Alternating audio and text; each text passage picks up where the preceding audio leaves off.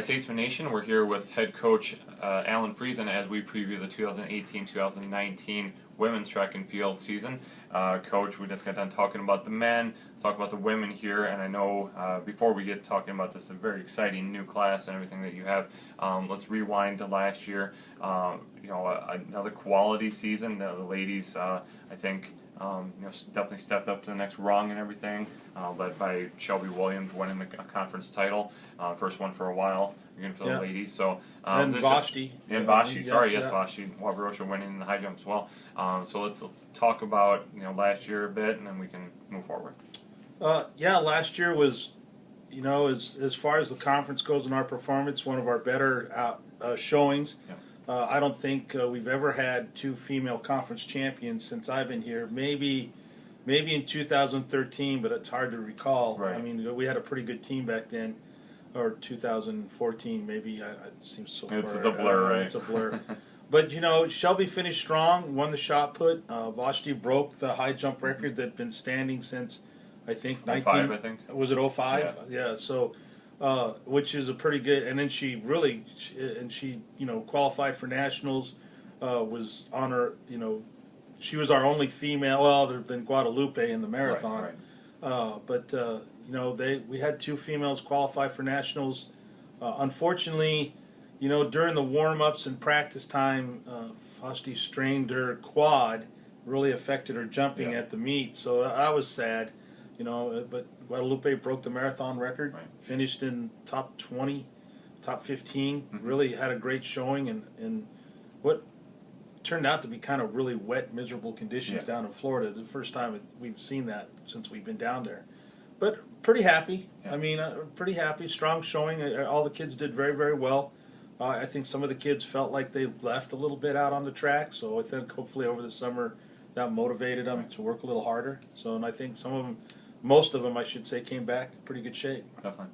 Let's talk about this recruiting class. I know you've talked about it a lot, and hopefully you're still excited about them a few months in. But let's talk about preseason and all that stuff. On the women's side, we're, overly cautious and excited at the same time, because some of these kids that we brought in were better than we had, right now during practicing and watching them perform, have turned out better, higher than our expectations were. So we're super excited for this first meet to see where they're at.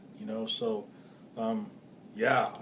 especially there's a lot of young women on the women's side. Yeah, definitely. We're really excited to see where we're going to be at in this conference.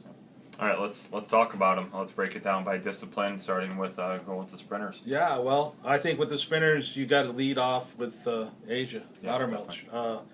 She holds a record in the 60. She's close to the 100. She's really close to the 2. She's been here for 4 years, been a great team leader. Really has taken some of the young kids underneath her wing and kind of moved them along. And then Amani Welch, or Tiny as she's better known, is doing a good job. She looks like she's in better shape than she has been in previous years. So I think she's worked hard over the summer. And then, we've got, the list of girls in my mind is just mind-boggling. But Kayla Music, I think she's one that you should really watch for, because I think she's gonna challenge some records. She's gonna make Asia a lot better, because Asia's gonna want to hold on to those records. Right. So, and Kayla's looking to break them. So I think that's gonna be, two girls to watch through the season. And then the hurdlers, Amanda McGuire's back. Then we got Katie Hunter from Davis County. She's really improved in the hurdles. She looks really good. Yeah. So her and Amanda both. And Katie's actually going to do pole vault for us. Okay. So that'll be exciting to kind of see where she's at in the pole vault. She's a little nervous because this will be her first meet, but Coach Schertz wants her to go out and try it. Since it's a first meet, there's no height requirement, so she ought to do well.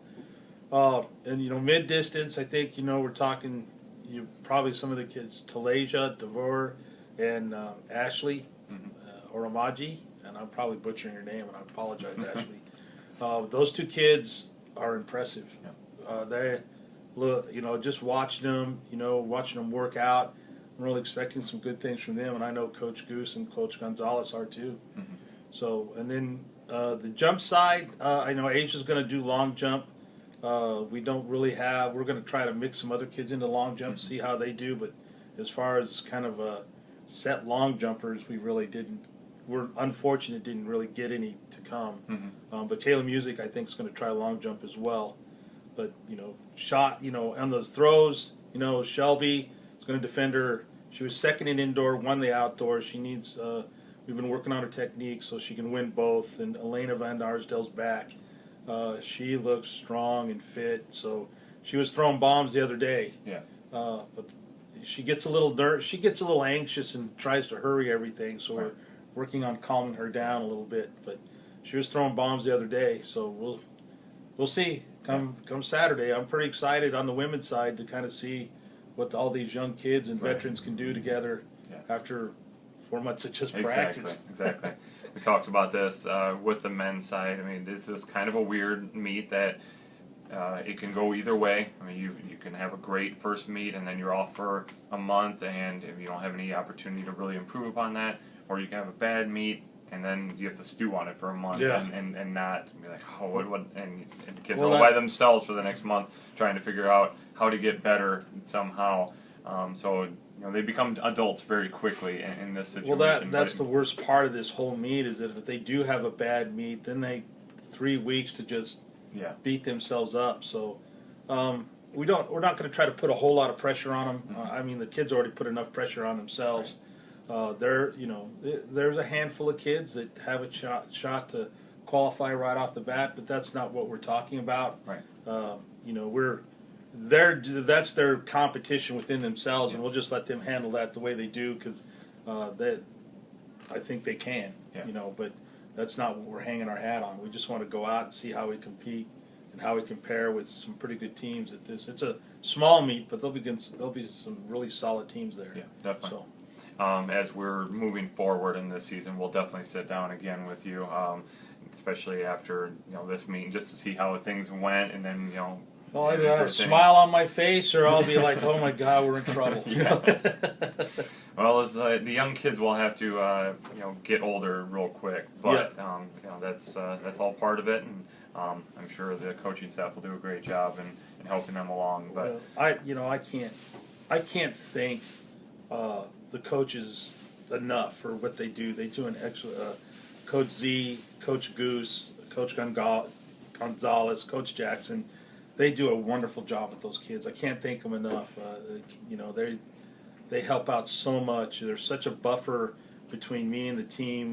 They do a great job, and I think, with their coaching and what they do with those kids and how they respond, I think that's really helped our team. The way to perform better than probably in some cases than they think they can. Well, we're looking forward to seeing how you guys pull off. Some records this there weekend we go. and everything. It's all about breaking records. Exactly. Well, go get them this weekend. Like I said, we'll talk to you later on as the season progresses as well. Thanks, Wade. Thanks, Coach.